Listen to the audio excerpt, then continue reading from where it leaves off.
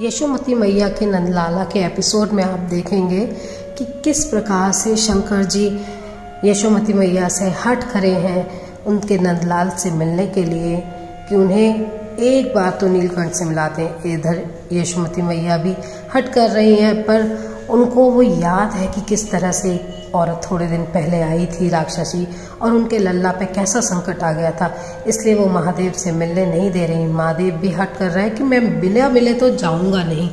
इधर जो नीलकंठ हैं वो भी चाहते हैं महादेव से मिलने के लिए, वो भी आतुर हैं, परंतु मैया के हट के आगे वो भी एक तरह से विवश हो चुके हैं कि मैया मान ही नहीं रही है। किस प्रकार से मैया मानेगी समझ में नहीं आ रहा है।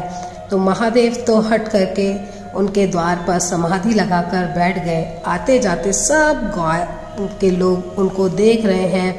सभी लोग सोच रहे हैं ये क्या कर रहे हैं, तपस्वी जी बैठे हुए हैं, पर वो महादेव हट छोड़ ही नहीं रहे हैं। यशोमती मैया कहती हैं ठीक है आप यहीं बैठ जाइए, सहस्त्र वर्षों तक बैठे रहिए, मैं पीछे के द्वार से अपने बालक को खेलने भेज दूंगी, लेकिन आपसे मिलने नहीं दूंगी। आपका हट बड़ा है कि मेरा हट बड़ा है, देखते हैं, मैं भी कम हटी नहीं हूँ। और वो अपने लल्ला को मिलने के लिए बिल्कुल नहीं देती। वो सोचती हैं कि क्या अजीब बाबा जी हैं कि जो देखने दर्शन तो दूर की बात है, उन्हें तो गोद में लेने के लिए चाहिए। मैं बिल्कुल अपने लल्ला को उन्हें नहीं दूंगी और मैं पूरी तरह से उनकी रक्षा करूंगी। महादेव तो महादेव ठहरे, वो समाधि लगाकर द्वार पर बैठ गए। अब कान्हा जी और उनके बीच संवाद होते हैं। वो मिलने के लिए आतुर है, पर मैया मिलने नहीं देती, द्वार बंद कर लेती है, पर द्वार है बार बार अपने आप खुल जाते हैं। नीलकंठ कहते हैं कि भाई मैया इशारों को समझो, मुझे भी मिलना है, लेकिन वो नहीं समझती। अब कोई युक्ति तो सूझ नहीं रही कि क्या करें।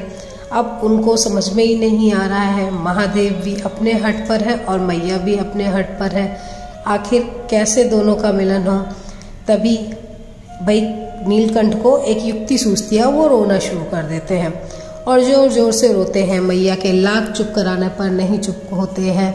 भूख लगी है, प्यास लगी है, क्या लगा है मैया को समझ ही नहीं आ।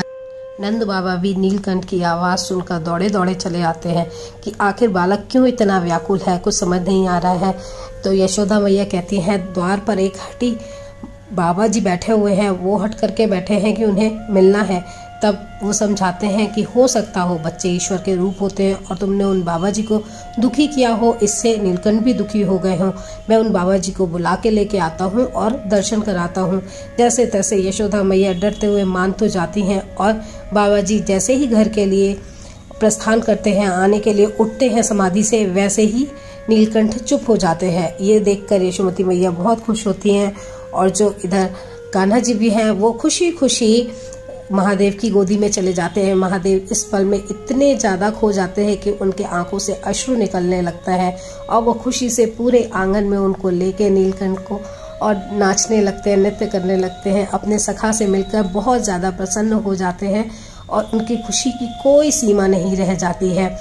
पर मैया इस बात को देखकर अचरज में है। मैया कहती हैं कि मैंने शायद बाबा जी को गलत समझा। वो उनसे माफ़ी भी मांगती हैं कि मेरी वजह से आपको काफ़ी कष्ट हुआ।